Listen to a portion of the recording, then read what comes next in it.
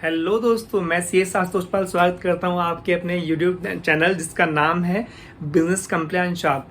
और आज का जो टॉपिक है बड़ा टॉपिक है जो कि रिसेंट डेज में चल भी रहा है और बहुत सारी कंफ्यूजन है क्योंकि V3 के आने की वजह से बहुत सारी चीजें इसके अंदर आ चुकी है, बहुत सारे चेंजेस आ चुके हैं जो हम आज डिस्कस करने वाले हैं। तो आज का जो टॉपिक है सभी मेरे प्रोफेशनल दोस्तों के लिए, चाहे वो कंपनी सेक्रेटरीज हैं, चार्टर्ड अकाउंटेंट है, कॉस्ट एंड मैनेजमेंट अकाउंटेंट है या कोई और प्रोफेशनल है जो कि कंपनी के कंप्लायंसेस में जुड़े हुए हैं। तो आज हम बात करने वाले हैं डिपॉजिट पर, जो कि DPD3 होता है। जितनी भी कंपनीज होती हैं जो कि रजिस्टर हो रखी हैं मिनिस्ट्री ऑफ कॉर्पोरेट अफेयर्स पर, they are required to submit DPD3 उनको सबमिट करना होता है। तो उसी के लिए आज हम बात करने वाले हैं और पूरी वीडियो को ध्यान से देखिएगा कि वीडियो के एंड में मैं शार्प पॉइंट्स हैं वो डिस्कस करने वाला हूं जो कि ऑलमोस्ट 90% प्रोफेशनल्स के इशू का कारण बनी हुई है।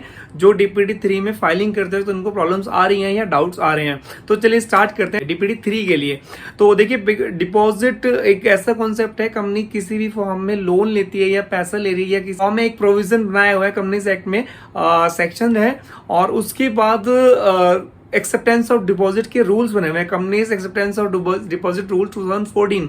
उसके अकॉर्डिंगली सारे जो पैरामीटर्स हैं वो प्रेस्क्राइब है यहाँ पर। तो आज हम इस वीडियो में डिस्कस करने वाले हैं कि बेसिक प्रोविजन क्या है और पर्पस क्या है, DPD3 का फाइलिंग प्रोसीजर क्या है, टेक्निकल पॉइंट्स क्या है और कौन से ऐसे पॉइंट्स इसमें जो डिस्कस करने हैं। ऑडिटर सर्टिफिकेशन कहाँ जरूरी है, कहाँ जरूरी नहीं है, क्या क्रेडिट रेटिंग की जरूरत है या नहीं है, या फिर साइनिंग होगी तो कौन करेगा, डायरेक्टर करेगा या कोई और भी साइन कर सकता है, क्या ऑडिटर की साइन मैंडेटरी है या नहीं। ये सारी पॉइंट्स के साथ हम आज डिस्कस करने वाले हैं। तो सबसे पहले हम बात करेंगे एप्लीकेबिलिटी की कि ये रूल्स किन किन पर एप्लीकेबल हैं। देखिए, कोई भी company, any company, whether private, whether public, whether listed, whether unlisted, whether it's OPC, whether is section 8 company, every company, the rules are applicable to every company except 4 categories. 4 categories यहाँ पे दी हुई है sir. सबसे पहले category आती है government company. ये government company पर इसके प्रोविजन एप्लीकेबल नहीं है। दूसरा है बैंकिंग कंपनी। बैंकिंग कंपनी पर को भी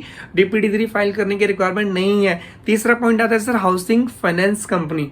हाउसिंग फाइनेंस कंपनी एक ऐसी कंपनी जो कहीं ना कहीं हाउसिंग फाइनेंस में जुड़ी हुई है या फिर लोन प्रोवाइड करा रही है, तो उन कंपनीज को भी रिक्वायरमेंट नहीं है DPD3 फाइल करने की। सर क्यों किया गया? क्योंकि सर इनके जो मेन कोर्स ऑफ बिजनेस है वो डिपॉजिट ही एक्सेप्ट करना है। कितने फॉर्म ये फाइल करेंगे या कितने ट्रांजेक्शन ये टैकल करेंगे, इसलिए इस कैटेगरी से इन सबको बाहर रखा गया।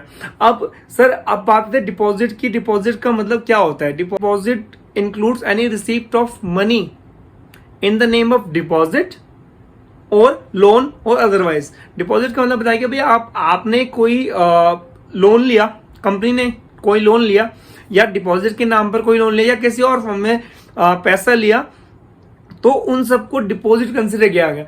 कंपनी से एक बोलते हैं कि सर ये सारे डिपॉजिट है, लेकिन इसमें एक नेगेटिव कैटेगरी दी गई। डिपॉजिट की जो डेफिनेशन है इंक्लूसिव डेफिनेशन है, इसमें एक नेगेटिव लिस्ट दी हुई है। अगर आप नेगेटिव लिस्ट में कहीं भी फॉलो नहीं कर रहे तो वो पैसा अगर आया तो डिपॉजिट कंसिडर कर लिया जाएगा।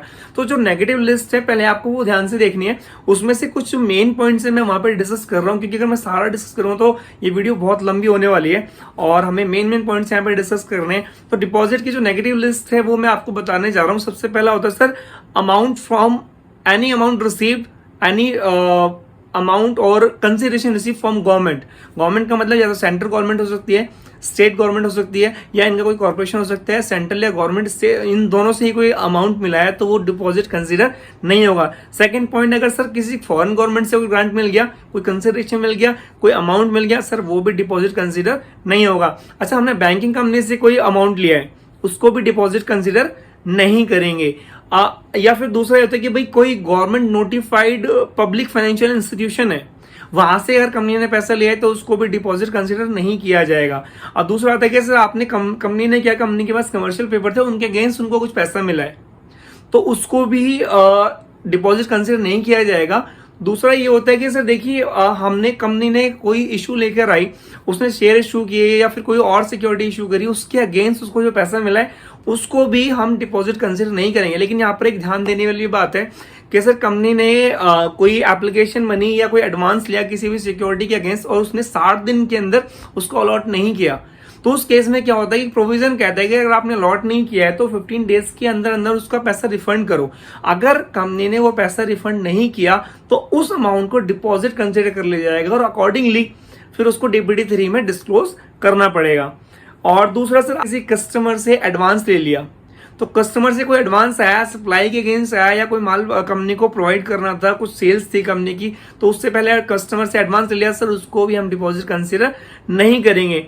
अब कंपनी के पास कुछ ऐसा पैसा आया जिसमें उसको इंटरेस्ट नहीं है, वो company has taken it in trust, तो सर उस केस में भी इस अमाउंट को डिपॉजिट कंसीडर नहीं किया जाएगा। और उसमें आगे देखेंगे सर, अब इसमें आगे बात करते हैं सिक्योरिटी डिपॉजिट। कंपनी ने अपने कॉन्ट्रैक्ट की परफॉर्मेंस के लिए कोई सिक्योरिटी डिपॉजिट ले, जैसे बहुत सारी कंपनीज करती हैं कि जब भी कहीं सर्विसेज देती हैं तो उसमें कहीं ना कहीं कुछ अमाउंट एज अ डिपॉजिट ले लेती हैं। तो सर वो जो सिक्योरिटी अमाउंट का जो डिपॉजिट का जो अमाउंट है उसको भी हम डिपॉजिट कंसीडर नहीं करेंगे। तो ये सारी चीजें हैं। और देखिए, ये तो बेसिकली डिपॉजिट की डेफिनेशन थी जिसमें नेगेटिव लिस्ट का आपको ध्यान रखना है। मैंने सारे पॉइंट्स यहाँ पे डिस्कस नहीं किए हैं, जो मेन पॉइंट है मैंने वहां पर डिस्कस कर लिए हैं। तो ये आपको ध्यान रखना है, अगर आप नेगेटिव लिस्ट में कहीं नहीं आ रहे हो तो वो जो पैसा आया उसको डिपॉजिट कंसीडर कर लिया जाएगा और अकॉर्डिंगली डीपीडी 3 में उसका एज पर डिपॉजिट डिस्क्लोजर जाएगा। अब बात करते हैं सर कि एक्चुअल में जो कंपनीज है, कौन कौन सी कंपनीज है जिनको रिक्वायरमेंट है फाइल करने की। तो पहले भी मैंने स्टार्टिंग में भी डिस्कस किया था, वो ये भी मैं बताना चाहूंगा। Rule 16 of the rules, deposit rules बोलते हैं कि हर एक कंपनी जो कि डिपॉजिट एक्सेप्ट कर रही है उसको क्या करना है, उन डिपॉजिट का डिस्क्लोजर, डिपॉजिट और amount which has not been considered as deposit, यानी कि दूसरे प्रोविजन जो भी हम डिस्कस करने वाले हैं वो भी सारे इसमें इंक्लूड होंगे। तो उसमें हर एक कंपनी एक्सेप्ट दोज 4 कंपनीज जो हमने पहले डिस्कस की थी, उनको रिटर्न ऑफ डिपॉजिट देने किस फॉर्म में देनी है सर, डीपीडी 3 में देनी है। कब देनी है, 30 जून तक देनी होती है। फॉर्म फाइलिंग की तरफ आते हैं तो डीपीडी 3 उनको फाइल करना होता है कंपनीज को। अब डीपीडी 3 जब हम फाइल करते हैं तो उसमें ई फॉर्म, वेब बेस्ड ई फॉर्म आ चुका है, V3 पर ये आ गया। अब आप सर्विसेज में जाएंगे, कंपनी फाइलिंग में जाएंगे, डिपॉजिट रेट फाइलिंग में जाएंगे तो वहां पर डीपीडी 3 आप फॉर्म खोल सकते हैं। वहां पर आप सिन नंबर डालेंगे या फिर कंपनी का नाम डालेंगे और करेक्ट करेंगे तो वहां पर कंपनी की डिटेल्स आ जाएंगी। उसके बाद क्या करना होता है आपको, बेसिकली जो 3 कैटेगरीज हैं, इसमें और भी कैटेगरी है, वो वन टाइम रिटर्न थी, वो जा चुका है तो उसके बारे में हम बात नहीं करेंगे। जब आप फॉर्म फिल करना स्टार्ट करेंगे तो सर जब उसमें 3 पॉइंट्स आएंगे। सबसे पहला पॉइंट आता है रिटर्न ऑफ डिपॉजिट। अगर कंपनी के पास डिपॉजिट है तो आपको उस पर क्लिक करना होता है। दूसरा पॉइंट आता है particulars of transaction not consider as deposit. ये रूल 21C में दिए हुए हैं, जिनकी मैं बात कर रहा था नेगेटिव लिस्ट की, यानी कि कुछ अमाउंट कंपनी के पास आया लेकिन कंपनी उसको एज अ कंसिडर नहीं कर रही है, डिपॉजिट लॉ भी नहीं कर रहा है, तो उसमें हमें उस पॉइंट पे क्लिक करना है। अगर फिर तीसरा पॉइंट आता है कि sir transaction not consider as deposit plus first वाला, यानी कि जो तीसरा पॉइंट होगा वो दोनों का कॉम्बिनेशन होता है तीसरा पॉइंट, यानी कि डिपॉजिट भी है और नॉट कंसिडर एज डिपॉजिट, दोनों अमाउंट उसके अंदर आ रहे हैं। तो 3 कैटेगरीज हैं सर। अब तो सबसे पहले हम ना पॉइंट वाइज चलते हैं और रिटर्न ऑफ डिपॉजिट्स की बात करते हैं। देखिए, अब जब आप इस पे क्लिक करेंगे तो यहाँ पे सबसे पहले बात है कि भाई deposit has been accepted from public नहीं और नॉट, वहां पर ये आता है कि जब आप वहां पे क्लिक करेंगे तो कुछ यहाँ पे जो फॉर्म है अकॉर्डिंगली चेंज हो जाएगा। और फॉर्म चेंज होने के बाद उसमें जो डिटेल्स हैं वो आपको 1 बाय 1 फिल करनी है। अब उसमें क्या होता है कि सर बहुत सारी चीजें होंगी। यहाँ पर एक पब्लिक डिपॉजिट का भी ऑप्शन होता है कि whether deposit has been accepted from public और नॉट। देखिए, अगर आप वहां पे नो करते हैं तो जो रेस्ट कुछ भी वहां पे ज्यादा रिक्वायरमेंट नहीं होती है। अगर आप वहां पे यस कर देते हैं तो और बहुत सारे जो ऑप्शन है वो खुल जाएंगे और वो आपको एडिटेबल होंगे। वहां पर आपको सारी डिटेल्स वहां पे फिल करनी पड़ेगी। अगर आप ऐसा नहीं करते हैं तो फॉर्म आगे फिल नहीं हो पाएगा। अब दूसरा पॉइंट जो है सर, कौन कौन सी डिटेल आती है। सर देखिए, सबसे पहले तो वहां पर नेटवर्थ की बात आती है। वहां पर अगर नेटवर्थ की डिटेल्स आपको फिल करनी होती है। अब दूसरा प्रॉब्लम ये होती है कि जो डीपीडी 3 की लास्ट डेट होती है वो होती है 30th of June of every financial year. लेकिन नॉर्मल केसेस में कंपनीज 90% कंपनीज के जो फाइनेंशियल्स हैं वो रेडी होते हैं एट द एंड ऑफ सितंबर या फिर सितंबर के नियर बाय एंड रेडी होते हैं। तो उस केस में हमारे पास जो ऑडिट फाइनेंशियल नहीं है तो हम उसमें क्या करेंगे। तो सर इसमें ना एक प्रैक्टिकल बैलेंस ये बोलता है कि सर आपके जो लास्ट ऑडिटेड फाइनेंशियल ईयर है, यानी कि जो लास्ट ईयर के हैं आप उसकी डिटेल वहां पे डाल सकते हैं। सर नेटवर्थ क्यों कैलकुलेट करते हैं? क्योंकि सर डिपॉजिट की एक लिमिट होती है हर कंपनी पे, 35% of paid up share capital plus free reserve, उस तरीके से निकलती है। तो जब तक आप वहां पे डालेंगे नहीं तो वो लिमिट आ नहीं पाएगी। तो सर क्या करना है उसमें, आप वो लास्ट ईयर की डेटा डाल दीजिए, उसके अकॉर्डिंगली लिमिट कैलकुलेट हो जाएगी, आप उस लिमिट से ज्यादा डिपॉजिट नहीं ले सकते हैं। जैसे फॉर्म की रिक्वायरमेंट है वैसे डिटेल्स को फिल करते चलिए। इसके साथ साथ ना कुछ लिक्विड एसेट का भी कॉन्सेप्ट होता है वहां पर आपको नेटवर्थ के साथ साथ ना लिक्विड एसेट्स की सारी डिटेल देनी है। अब लिक्विड एसेट क्या होती है, देखिए as per the provision of the act and rules read with, company को जो हमारी डिपॉजिट मैच्योर होने वाली है उसका एटलीस्ट 20 बैंक अकाउंट में रखना पड़ता है, जो कि किसी भी शेड्यूल बैंक के साथ खुलता है। शेड्यूल बैंक के पास हमने ने खुलवाया और उसमें minimum 20% of the mature deposit आपको डिपॉजिट करके रखना होता है। और वो उसका टाइम क्या होता है, 30th April of next financial year, यानी कि जो ईयर क्लोज हुआ उसके बाद जो अप्रैल आता है उसकी 30th अप्रैल तक उसमें उतना अमाउंट चले जाना चाहिए। उसकी भी डिटेल हमें यहाँ पर देनी होती है। और देखिए अगर अब डिपॉजिट की बात करें, हमने जब ऑप्शन सेलेक्ट किया पर्टिकुलर डिपॉजिट और लिक्विड एसेट, तो वहां पर ऑडिटर सर्टिफिकेशन मैंडेटरी हो जाती है। और ऑडिटर कोई भी ऑडिटर नहीं हो सकता है, जो कंपनी का ऑडिटर, सिर्फ कंपनी का auditor, only the auditor of the company, सिर्फ वही होगा। और उसमें ना एक ऑडिटर को एक अपना सर्टिफिकेट भी लगाना होता है, उसमें लिस्ट ऑफ डिपॉजिटर्स बोलते हैं। देखिए कोई प्री स्पेसिफाइड फॉर्मेट नहीं है, बट एक फॉर्मेट हमने रेडी किया हुआ है। अगर आपको फॉर्मेट चाहिए तो आप कमेंट में अपनी मेल आईडी मेंशन कर दीजिए। जब आप मेल आईडी मेंशन करेंगे तो उस मेल आईडी पर, बहुत बड़ी बात नहीं है, मैं उसको विद इन अ डे और सेकेंड डे मैं आपको वो लिस्ट प्रोवाइड करा दूंगा। तो सजेस्टिव है, उसमें आप अटैच कर सकते हैं। दूसरा ये है कि भाई अब दूसरा पॉइंट आता है कि अब आपने डिपॉजिट को नहीं किया, उसको सेलेक्ट नहीं किया, आपने सेकंड ऑप्शन सेलेक्ट किया जो होता है particulars of transaction not consider as deposit as per rule 216। तो उसमें क्या होता है कि ये बहुत मोस्ट इंपॉर्टेंट है, क्योंकि जो most of the private companies हैं जिसमें डिपॉजिट एक्सेप्ट नहीं कर रही हैं, वो सारी कंपनीज कहीं ना कहीं इसी कैटेगरी में लाई करती हैं। और ऑलमोस्ट कंपनीज का जो फॉर्म फाइल होता है इसी इंफॉर्मेशन बेस पे होता है। तो देखिए जब भी आप इस ऑप्शन को सेलेक्ट करेंगे तो यहाँ पर जो पहले हमने डिपॉजिट सेलेक्ट किया था वहां पर बहुत सारी फील्ड्स खुल गई थी, लेकिन जब आप सिर्फ इस पॉइंट को सेलेक्ट करेंगे, सेकंड पॉइंट को, तो उस केस में क्या होगा कि बहुत सारी जो फील्ड्स है वो इनएक्टिव हो जाएंगी। जैसे कि भाई हमने पहले नेटवर्क की डिटेल दी थी, डिपॉजिट फ्रॉम पब्लिक में लिक्विड एसेट की डिटेल दी थी, और पर्टिकुलर्स ऑफ चेंज एटसेट्रा, बहुत सारी चीजें थी जो वहां पर कुछ लिख नहीं पाएंगे, वो एडिटेबल नहीं होगा। अब जो सेकंड पॉइंट आएगा, सेकंड पॉइंट नहीं, माफी चाहूंगा, सेकंड पेज, उस पर नई डिटेल्स होंगी जो कि 21C के अकॉर्डिंग आपको मेंशन करनी होती है। वही डिटेल्स हैं जो नॉट कंसीडर, जो नेगेटिव लिस्ट में शो होती है डिपॉजिट की। तो उसमें क्या होगा, ये फॉर्मेट है, ये थोड़ा सा चेंज हो गया है। अब जो नया फॉर्मेट है उसमें क्या होगा कि भाई अब पहले पर्टिकुलर बताने, फिर जो ओपनिंग बैलेंस है डिपॉजिट का वो आपको बताना होगा।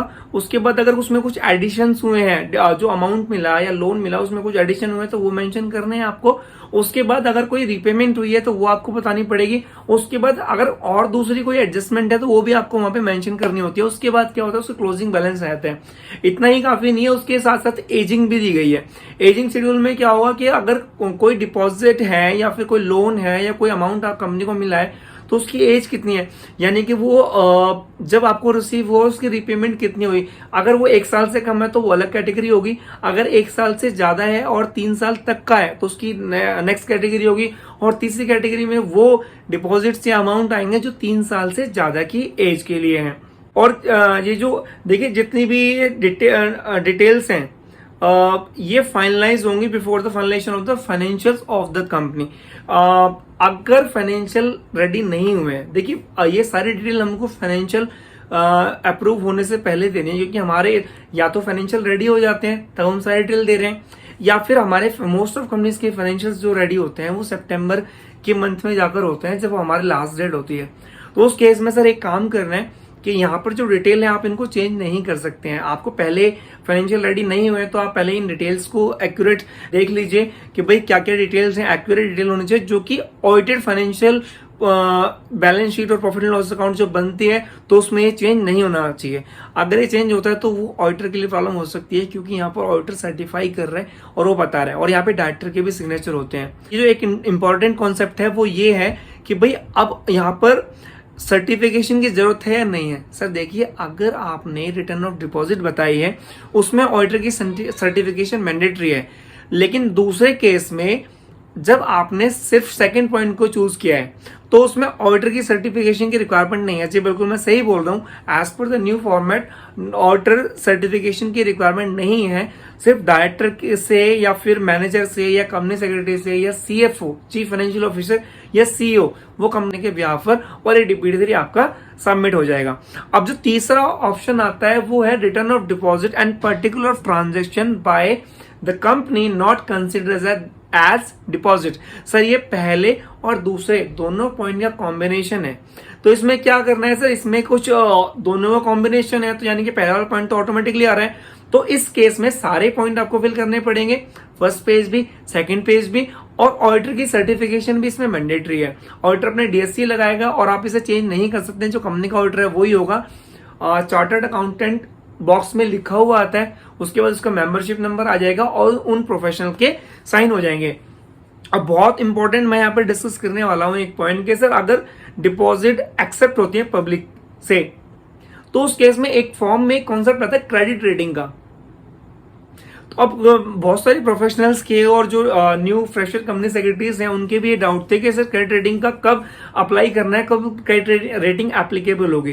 तो देखिए सर, क्रेडिट रेटिंग एप्लीकेबल होगी उस केस में जब डिपॉजिट कहीं ना कहीं कंपनी ने पब्लिक से इन्वाइट किए, पब्लिक से लिए। अगर ऐसा हुआ तो उस केस में क्या करना पड़ेगा, क्रेडिट रेटिंग की रिपोर्ट आपको लगानी पड़ेगी।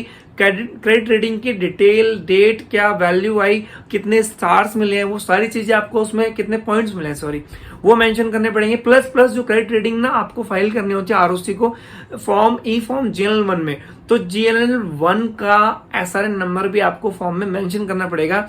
ये सारी मैंडेटरी डिटेल है, लेकिन ये फील्ड्स एक्टिव तभी होती हैं जब आप क्लिक करते हैं deposit received from the public. तो ये कुछ इस इंपॉर्टेंट कॉन्सेप्ट है जो कहीं ना, और क्रेडिट रेटिंग जो रिपोर्ट है वो आपको फॉर्म में अटैच भी करनी पड़ेगी। अब यहाँ पर जो लास्ट पोर्शन है, देखिए बहुत सारे डाउट्स हैं, तो मैं वन बाय वन सारे डाउट ले रहा हूँ जो कि इंपॉर्टेंट है और कहीं ना कहीं डिस्कसेबल भी है। तो यहाँ से इसके बाद हमारी वीडियो खत्म हो जाएगी, तो लास्ट पोर्शन है, इसको मिस मत कीजिएगा। सबसे पहले सर देखिए, ड्यू डेट पहले भी मैं आपको बता चुका हूँ, इस फॉर्म की जो ड्यू डेट है वो हर फाइनेंशियल ईयर में 30 जून होती है लास्ट, यानी कि 30 जून तक ये फॉर्म फाइल हो जाना चाहिए। दूसरा, एक किन किन कंपनी पर एप्लीकेबल होता है सर, हर एक कंपनी पर एप्लीकेबल होता है एक्सेप्ट 4 कैटेगरीज। कौन कौन सी सर? पहला गवर्नमेंट कंपनी, दूसरा बैंकिंग कंपनी, तीसरा नॉन बैंकिंग फाइनेंशियल कंपनी, चौथा हाउसिंग फाइनेंस कंपनी। सर मेरा क्वेश्चन ये है, मैंने तो एक कंपनी बनाई OPC 1% कंपनी, क्या इसको भी फाइल करने की जरूरत है? यस सर बिल्कुल है। स्मॉल कंपनी बनाई है सर, उस केस में भी होगा। मेरी कंपनी तो कुछ बिजनेस ही नहीं करती है, उस केस में यस बिल्कुल होगा। अब दूसरा डाउट मैं यहाँ पर क्लियर करना चाहूंगा सर, एक ऐसी कंपनी है जिसपे कोई डिपॉजिट ही नहीं है, ना लोन लिया, कभी किसी ने कंपनी ने उठाया नहीं, कंपनी बनाई, सिर्फ पेड अप शेयर कैपिटल लगाई और उसके बाद वो सिर्फ बिजनेस कर जा रही है, कहीं से कोई पैसे ही नहीं लिया, किसी कस्टमर से भी एडवांस नहीं आया। सर क्या उस केस में उस कंपनी को DPD3 फाइल करने की जरूरत है? Answer is yes. अगर कंपनी ने डिपॉजिट नहीं भी लिया उस केस में कंपनी को मैंडेटरी है फाइल करना, रूल बोलते हैं। उस केस में सर फिर कैसे फाइल करेंगे? सर नील की जाएगी, आपको हर वैल्यू में 0 लिखना पड़ेगा, तो नील की DPD3 रिटर्न वहां पर चली जाएगी। कंपनी के पास डिपॉजिट है लेकिन वो एग्जेम्प्टेड डिपॉजिट है, क्या यहाँ पर भी DPD3 फाइल करने की जरूरत है? आंसर इज यस, यहाँ पर भी DPD3 फाइल करना होगा। फॉर एग्जाम्पल के लिए, अगर कोई कंपनी डायरेक्टर से लोन लेती है तो these all are the exempted deposit, तो इस केस में भी वो मेंशन करना होगा 2(1)(c) में नॉट कंसिडर्ड एज डिपॉजिट। वहां पर एक पॉइंट होता है लोन फ्रॉम द डायरेक्टर, वहां पर आपको सारी चीजें मेंशन करनी होगी और उसके बाद इसको फाइल करना होगा। अब सर 5वां पॉइंट आता है सर, अब पहले हम क्या करते थे, DPD3 को फाइल करते थे, 2019 में आ गया था, V2 में फाइल करते थे, वर्जन 2 में। अब आ चुका है वर्जन 3। तो सर कौन कौन से चेंजेस आ चुके हैं? बिल्कुल सर चेंजेस आए हैं। अब क्या होता है कि पहले आपको सिर्फ एक क्लोजिंग अमाउंट बताना होता था, लेकिन अभी क्या करना है, आपको ओपनिंग अमाउंट बताना है, उसके बाद एडिशन हुए तो वो आपको ऐड करने हैं, अगर उसके बाद कुछ रिपेमेंट्स हुए हैं तो वो क्या होगा, उसमें माइनस कर देनी है, उसके बाद कुछ एडजस्टमेंट है तो वो आपको बताने हैं यहाँ पर, उसके बाद आपका क्लोजिंग बैलेंस आएगा। इस तरीके से ये चेंज आ चुका है। दूसरा, इसमें एजिंग आ चुकी है, एजिंग ऑफ लोन, डिपॉजिट और amount received by the company. और एजिंग को भी 3 कैटेगरी में डिवाइड किया, एक एजिंग जो 1 साल से कम की है, एक एजिंग 1 साल से ज्यादा पर 3 साल तक से कम की है, और तीसरी एजिंग है जो 3 साल से ज्यादा डिपॉजिट्स के लिए, अमाउंट सिक्योर्स के लिए है। उसके बाद सर, आप जो मोस्ट इंपॉर्टेंट कॉन्सेप्ट जो आज के टाइम में बहुत कंफ्यूजन का कारण बना हुआ है, सर ऑडिटर सर्टिफिकेशन कब जरूरी है, कब जरूरी नहीं है।